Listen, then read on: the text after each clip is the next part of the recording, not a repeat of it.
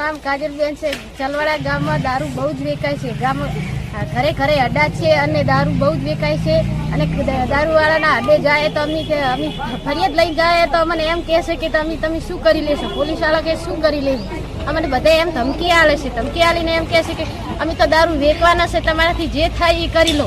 એટલે હવે અમે બહુ જ થાકી ગયા છો દારૂના લીધે। તો હવે અમારા ગામમાં ચલવાડા ગામમાં દારૂ બંધ કરવાનો છે કે નહીં, 5 દિવસની અંદર અમારા ગામમાં રજૂઆત થવી જોઈએ કે ચલવાડા ગામમાં દારૂ બંધ થવો જોઈએ। નક્કીતર અમે તો બીજા આગળ વધીને કચેરીમાં જઈને અમે દારૂ બંધ કરાવીને અને આ રજૂઆત કરશો। અમારા ગામમાં ચલવાડા ગામમાં દારૂ બંધ થવો જોઈએ। બપોર ગમે ત્યારે પડતા રખડતા હોય છે, બધાને હેરાન કરતા હોય છે। ગામની મહિલાઓને કે કોઈને બહાર નીકળવું હોય તો પણ છેડતીને બધું કરતા હોય છે, પણ કોઈ પણ વ્યક્તિ આગળ આવતા નથી। ગામની આ રજૂઆત છે, દરેક સમાજના યુવાનો અહીંયા દારૂ પીને ફરતા હોય છે અને મહિલાઓને હેરાન કરતા હોય છે।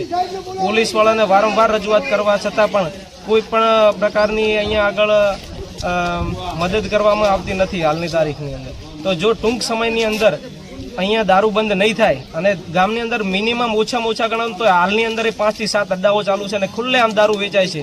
પોલીસવાળા આવે છે, રોજ આવે છે, પણ કોઈ પ્રકારનો એમને બેફામ દારૂ વેચી રહ્યા છે। પણ વારંવાર રજૂઆત કરવા છતાં પણ એમના ઉપર કોઈ કાર્યવાહી કરવામાં નથી આવતી।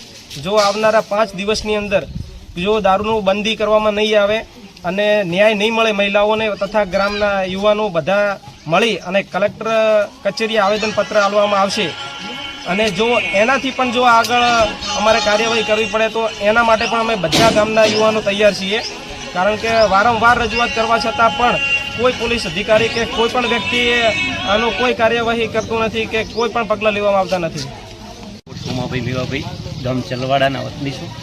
લગભગ છેલ્લા ઘણા સમયથી મારા ગામની અંદર દારૂ વેચાય છે અને લગભગ હમણાં પણ ભૂતકાળમાં એક 25 લાખનો વિદેશી દારૂ પકડાણો હતો। હિટલિસ્ટમાં તો છે જ મારું ગામ, બરાબર।